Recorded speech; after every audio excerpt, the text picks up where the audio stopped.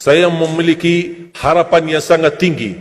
InsyaAllah Indonesia, sepanjang apapun kegelapan, sepanjang apapun kegelapan kezaliman, sepanjang apapun kehilangan keadilan, InsyaAllah akan datang satu saat terbitnya matahari adil. Dan InsyaAllah Indonesia akan menjadi negara Al-Quran. Saya bisa meyakinkan gitu karena saya telah merasakan bagaimana di Turki. Turki negara sekuler yang ratusan tahun serangi Islam, ratusan tahun menabaikan Islam.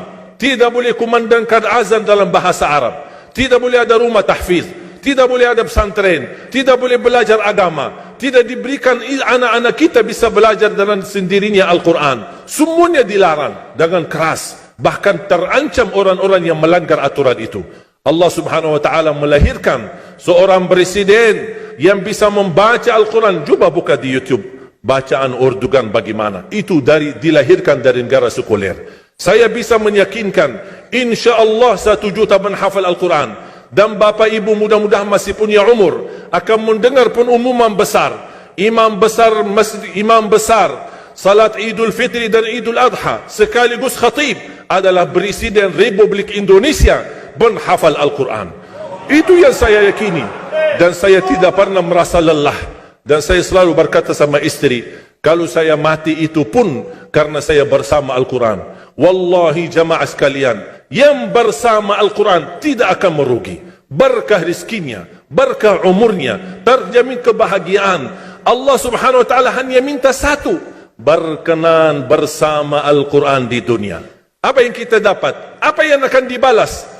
Akan Al-Quran temani kita di dunia, akan temani kita saat sakratul maut, akan temani kita di kuburan membela kita, akan menemani kita saat kita dibangkit oleh Allah, akan menemani kita saat hisab, akan menemani kita saat berjalan di atas sirat yang sangat tipis dan panjang, bahkan tajam jalanannya. Begitu sampai ke surga, apakah Al-Quran melepas? Tidak akan melepas.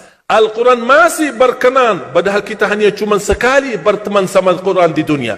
Dia begitu luar biasa panjangnya bertemanan sama kita sampai ke surga. Bahkan akan temani kita masuk surga. Sebagaimana bersabda Rasulullah SAW, yuqalu liqari'il Quran, ahlul Quran di dunia yang kesibukannya baca, kesibukannya hafal, tidak membuangkan waktu sia-sia, selalu bersama Al-Quran. Allah suruh dia, bacalah dalam surgamu, naik derajatmu. Baca, naik lagi, tambah lagi baca, naik lagi. Sampai di posisi mana pun anda berhenti baca, disitulah posisimu di dalam surga. Bagaimana kata Siti Aisyah di riwayat Imam Muslim, jumlah tingkatan-tingkatan dalam surga Allah sesuai jumlah ayat Al-Quran. Oleh karena itu tidak ada yang lebih tinggi di dalam surga Allah daripada Ahlul Quran. Cukuplah bahagia Ahlul Quran ketika di hari kiamat dipanggil. Semua manusia dibangkitkan oleh Allah. Malaikat memberikan pengumuman, mana Ahlul Quran? Berdiri, rapat, berdekatan. Mereka maju, mau bawa kami ke mana? Kalian terpilih menjadi orang yang terdekat sama Allah. Karena Ahlul Quran adalah keluarga Allah Subhanahu wa ta'ala. Bukan hanya kita sendiri yang mendapatkan anugerahnya dan manfaatnya.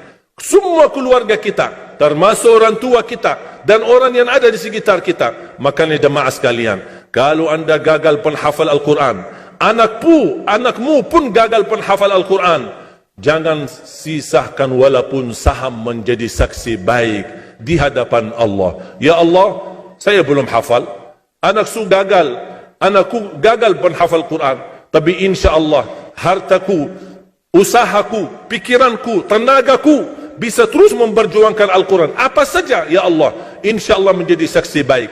Dan nanti di hari kiamat, insyaAllah kita bersama Ahlul Quran mendapatkan syafaatnya Al-Quran di hari kiamat.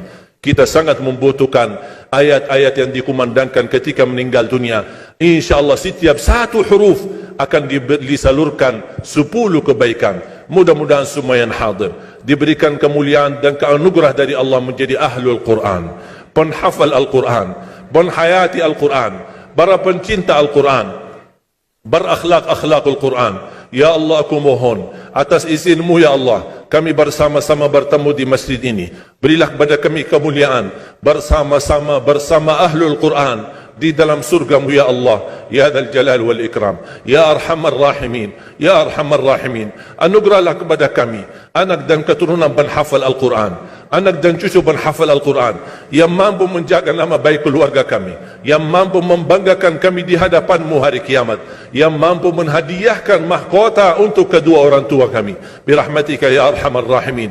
Ya Allah, maafkan kalau kami tidak berhasil menjadi penghafal Al-Quran. Tapi ya Allah, kami kurbankan nyawa kami, harta kami, usia kami, tenaga kami, pemikiran kami, ilmu kami untuk Al-Quran, agar Indonesia ke depan menjadi negara Al-Quran, agar Indonesia menjadi contoh terbaik untuk mata dunia, agar bisa kita melahirkan. Karena saya meyakinkan ya Allah, dan kami semua meyakinkan, terjamin masa depan Indonesia baldatun tayyibatun wa rabbun ghafur kalau selalu bersama Al-Quran. اغفر لنا ولوالدينا ولجميع المسلمين والمسلمات والمؤمنين والمؤمنات الأحياء منهم والأموات. ربنا آتنا في الدنيا حسنة وفي الآخرة حسنة وقنا عذاب النار. وصلى الله على سيدنا ونبينا محمد وعلى آله وصحبه وبارك وسلم والحمد لله رب العالمين.